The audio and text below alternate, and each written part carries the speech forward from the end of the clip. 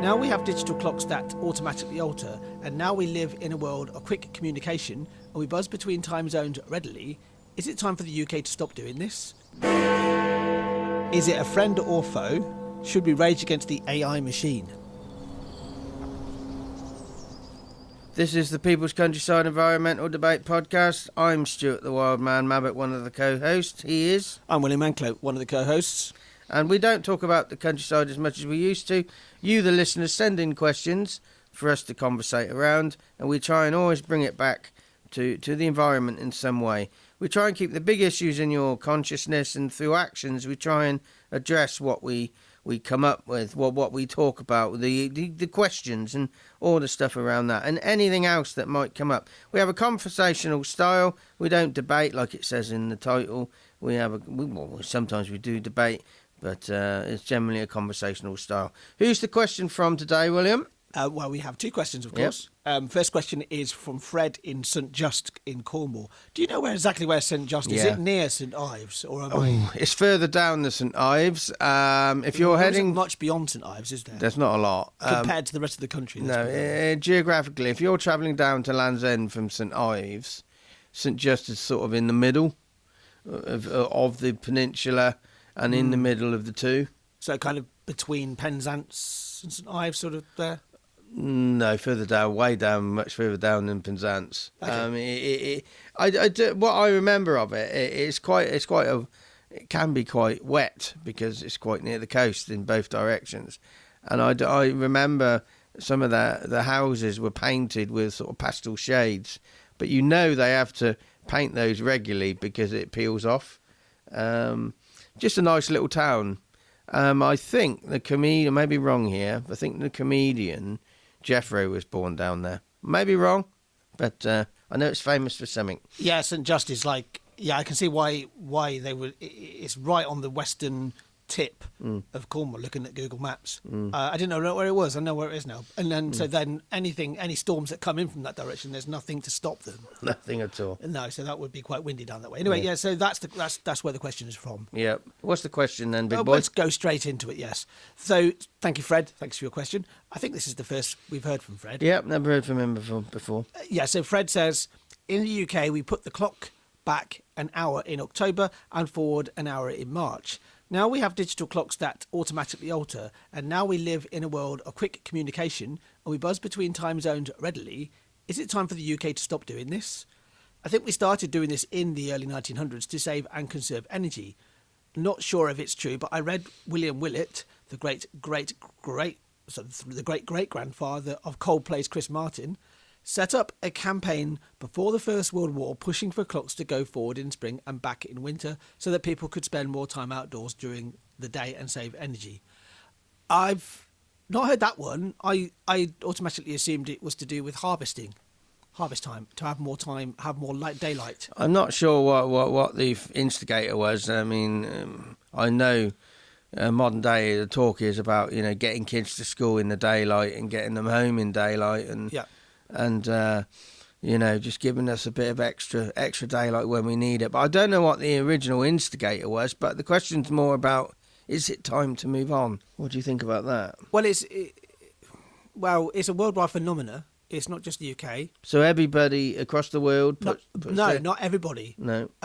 There's cases in some states, some counties in some states, particularly in the western half of the United States, some counties do abide by summertime, by this hour forward, hour back, and some don't. So you can actually cross county lines and go into a different time zone, which is a bit strange. Yeah. What's the pros and cons? The pros and cons. I've often found it a little bit of a strange thing to do. That time is just time. I do think it's linked with labour. As in the workforce, not the political party, of course, but actually that you would want to, if you would finish work at a particular time. So if you don't put the clocks forward or put the clocks back, then that person will be working in the dark, and they can't do that. I think that's how it works. I think that's basically why that's my understanding of why we do this. Are there any other pros as far as you can see? That's not necessarily a pro either. That's just my understanding of why we do it. In your life, then, what's the advantage of the clocks changing? There is no advantage. Well, what are the disadvantages? The disadvantages are that it kind of like it just feels strange. It kind of like it's a bit. I find it quite jarring in some ways. You know, some people welcome the clocks going back and it's like lighter in the morning, but then it's darker in the evening, or the vice versa. You know, when you spring forward and fall back, to use the American terms. You spring forward, you do an hour forward, and that means it's lighter in the evenings. But it balances itself out quite quickly anyway, because of just the natural cycle of the year, doesn't it? What are the pros and cons then of actually staying the same and not changing anything?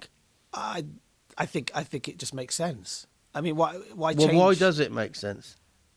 Because time is just time, isn't it? You know, time has always been seen as this consistent thing. But, you know, it's like, well, you know, in the middle of the night, because that's when it changes, whether it's 1 o'clock or 3 o'clock, most people are asleep anyway. I think it probably massively affects people who work overnight on those 2 nights, whatever work they do, because it must really massively impact them for one night, and then that will impact them for probably the preceding weeks as well. And what's the for me the most confusing bit must be for people who are in different parts of the world who don't change their clocks. Yes. And then they suddenly have to sort of like recalculate. But in this digital era, that shouldn't be difficult either. But there's certain parts of the world, actually, I think America changed their clocks a little bit later than Europe. So you can at one point be, say, there's a 5-hour difference between here and New York. I think at one point it's 6. Right. And one time it's actually 4. I think that's how it works. Right. Because they've not changed their own clocks themselves. I don't know how long that lasts.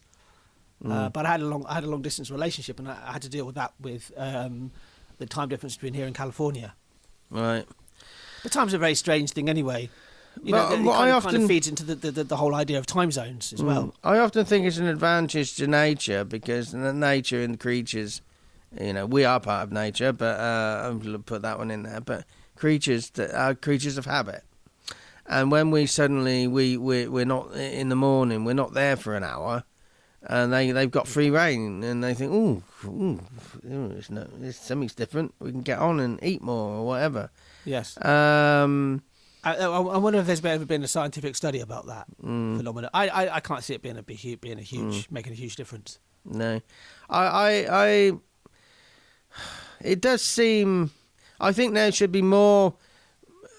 Personally, I think the clock should stay the same, and more emphasis put on changing our rota. So at the moment, a lot of congestion is caused by everybody going to work, going to school at the same time. You know, stagger our lives, our processes. And I know some things need to connect, like suppliers need to collect with their customers at a certain time. But you know, I just think we need to reimagine when we go to work. You know, I just you're going into Central Oxford sometimes, you can see everybody sat in their cars, and at 8:30 they all come out of their drives onto the road at the same time. Yeah, and that's what causes traffic. You know, so I personally, I would say keep them the same. I would like to do a bit more research before I actually categorically say that. But then try and reimagine as a society when things start and finish outside of that. Because you're saying you want people to go to work in daylight, come home in daylight. Well, you could do that, and then working from home a little bit. You know, it might be better for the well-being. You know, I've known people who say, I go to work in the dark, I come home in the dark for months and months and months. You know, and that can't be good for you. Yeah, well, you know, if you go further north, so we're here in Oxford in the UK. If you worked up in Scotland, even in, say, Edinburgh or Glasgow, the middle of almost, you can class it as the south of Scotland, can't you? Because it is pretty much even though it's classed as the middle, it's still far south. They have a very different rhythm up that way, up there, because of especially the summer, the daylight hours are longer. Yeah. In the winter, the daylight hours are much shorter than here. Then if you go even further north and go up to towards the north of Canada, go to Canada, go to the north of Russia, then Alaska. you have a very different rhythm. You have day almost like whole months become a day because of just daylight continuously. Living in Oxford in England as we do, I mean, there's a thing called seasonal affective disorder, SAD. Yes. And Yes. if you work outside in vitamin Oxford, in lack of daylight, lack of vitamins of some kind, Especially vitamin D, I believe. if you work outside like I've always done up until relatively recently, I find it hard to imagine how you could become seasonally affected, because you're out and you're getting as much daylight as you can. But as you say, there are some places in the world that, you know, for the winter it's dark for 6 months. Yeah. Well, Or it's, almost. Well, I have to mention the F word, right? So I've been to Finland over 20 times. I've been to Africa about 20 times in all times of the year. I think you mentioned it 20 times on this podcast. I've been there around Christmas time, and it doesn't seem to get light until about 11 o'clock in the morning, and then starts getting dark about 2:30, 3 o'clock, depending on the weather. It never really. So, and I remember one day specifically that it didn't seem like it got light at all. Or I went there for midsummer, and it's the exact opposite. It doesn't feel like it got dark. The first time I went to Finland was for midsummer, and I just remember that I couldn't sleep because it was broad daylight. Yeah, interesting, isn't it? Yeah, having a conversation, and it felt like 9 o'clock in the morning. I looked at the clock, and it was like 2:30, 3 o'clock. So that's just But I think that's all. I think it's slightly ridiculous. The clocks go forward and back. I don't see any justification for What's it. the action? No, just stop it. No, what's the action? Just don't. Just see time as it is. Don't stop seeing it as a gaining an hour or losing an hour of sleep. Because I whenever I go to bed before the clocks go forward or back, I automatically, any analog clocks I've got, and I still have a few in the house, I automatically set to the right time anyway. My watch is just an analog watch, or it's a digital watch, but it's not connected to the internet in any way, shape or form. And I'm already moving on to the next time zone. My action would be just maybe do a bit of research on, the different processes across the world. What countries go forward, what countries go back. What are the advantages, what are the pros, what are the cons, and then maybe come up with an informed opinion. We've had this lumped on us, this question, and I haven't done that myself, but it just feels to me like we need to reimagine our timetable outside of the time, shall we say. Something I'd like to just remind you, we now do 2 questions per episode. So we got Heather from Ablington in Wiltshire, England. She's asked us a number of questions, and this is quite a short one, so do you want to go with that? Yeah, thank you for your question there, Fred. It's a question, a topic I feel we've never covered on this podcast before. No, not even close. No idea, no. So it's about time we got it. It would do. Time is ticking on, so I'll stop waffling. Heather's question is, so Heather from Ablington, Wiltshire, thank you for your question again. What do you think about AI, so artificial intelligence, good or bad? Is it a friend or foe? Should we rage against the AI machine? My understanding of AI is that it isn't sentient, that it actually is just an elaborate computer program that seems like it's sentient. That's my take on it. I think it's one of those things that is like a lot of things. Like I would liken it to something like the invention of the internal combustion engine, the car, or latterly the home computer, the PC, or latterly even more recently the smartphone. That these are really good tools but terrible masters. I think there's a real place in the world for AI as much as there had been for these other things that I've just mentioned. What do you think? Is there an opportunity in the future for somewhere that is it's a centre for AI to, because it's not sentient, it's process driven, it gets given information, and it throws out some via the instruction. It throws out output. Is there an opportunity for that process to be corrupted, or it to think it's getting him information and then just run amok, not realising that it's destroying us? Well, You see what I mean? Like, it's got itself in a cycle of, I've got this information, I've got a process, got this information, I've got a process, but we're not giving it the information anymore, and that process is killing us off, and in the end it will just be existing in its own cycle. But well, potentially, that's I don't know how that would happen, because even if it could, if it actually could, I mean, AI is being used like any other technology will be used for good and for bad. Does the good outweigh the bad? It's hard to say. I mean, I did hear that it has been adapted to be used on detection of potential tsunami. I believe in the Indian Ocean, right? Because around Japan has invested, and rightly so, in a lot of technology to warn of seismic activity, particularly under the ocean floor, because Japan's on a very seismically active part of the world, and they need to have early warning early warning of potential tsunami, but that cost a lot of money. So in and around the Indian Ocean, there are countries that don't have that technology in place and don't have the budget for it either. So what AI has been implemented in doing is actually looking at data that's sent in real time from satellites that are around satellites around the planet, actually monitoring sea levels, and that they can detect it pretty quickly, and the differences can be very, very small, especially in the middle of the ocean, and it's almost saying that AI can do a much better job than humans can, because we get distracted and we have biases, whereas AI doesn't have that at all. It'll just see the raw data, and it'll extrapolate it to say, right, an earthquake has happened here, and then you can send the warning out. That's as I understand it. So that AI actually has that power.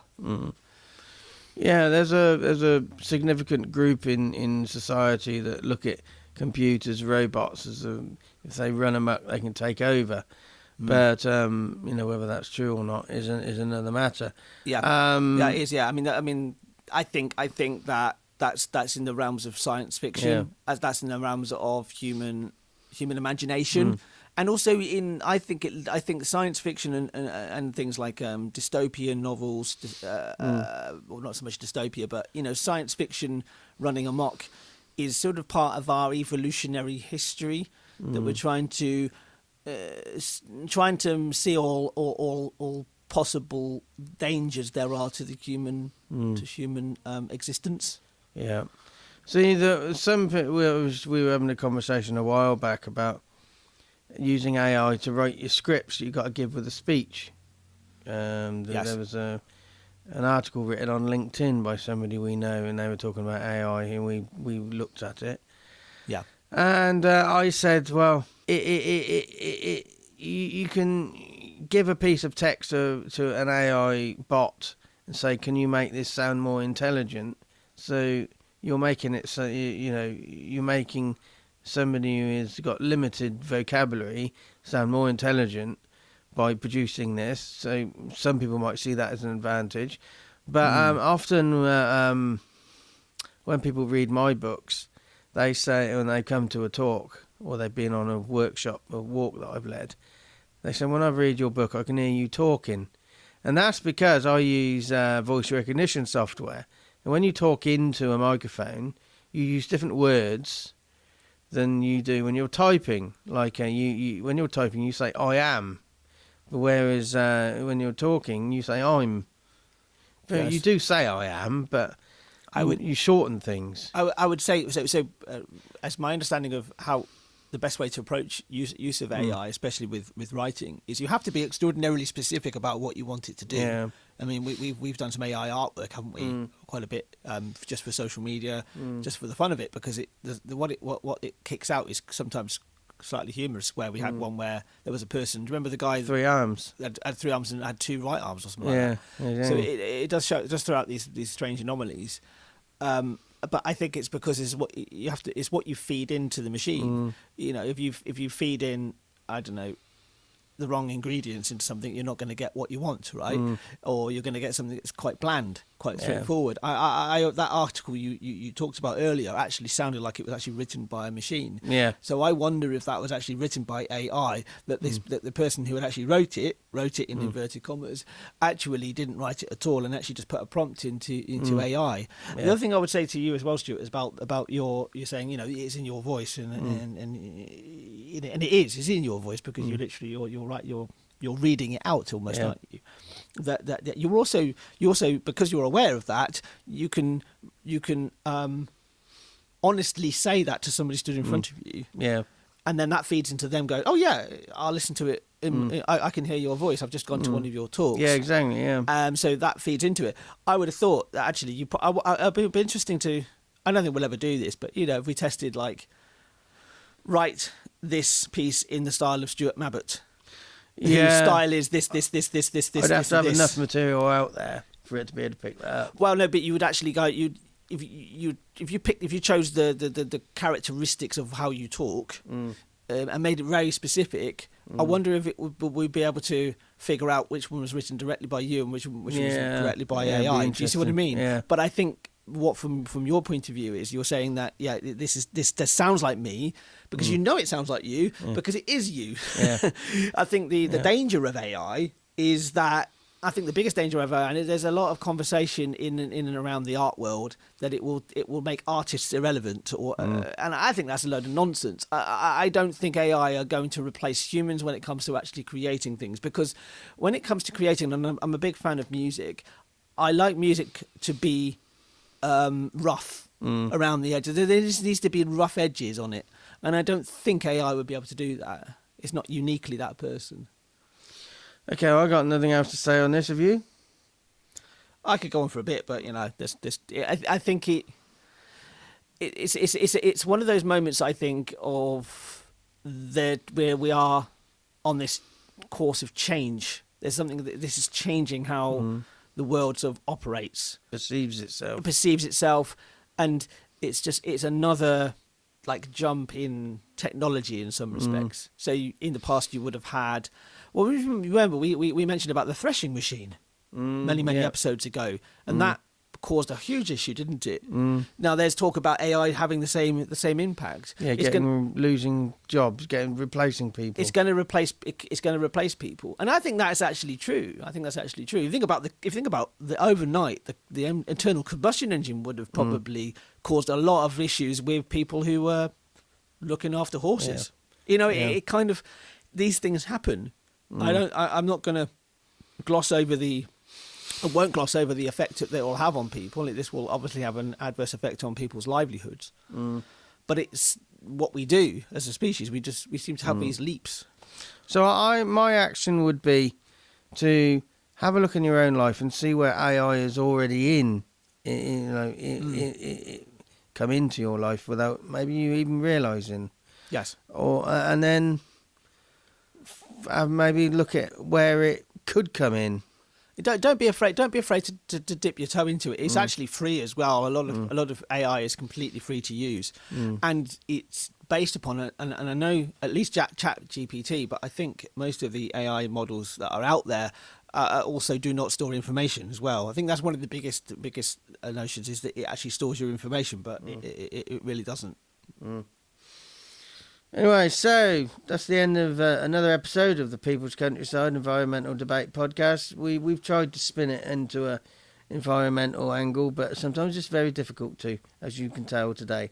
Anyway, the next episode is Alan from Northway in Oxford. He's back with another question, and so is Heather. She's just asked that question today. So join us, and we'll be talking about Alan and Heather's question. I've been Stuart the Wild Man Mabbott. He's been... I've been William Mankelo, and right now, share this podcast with five of your friends.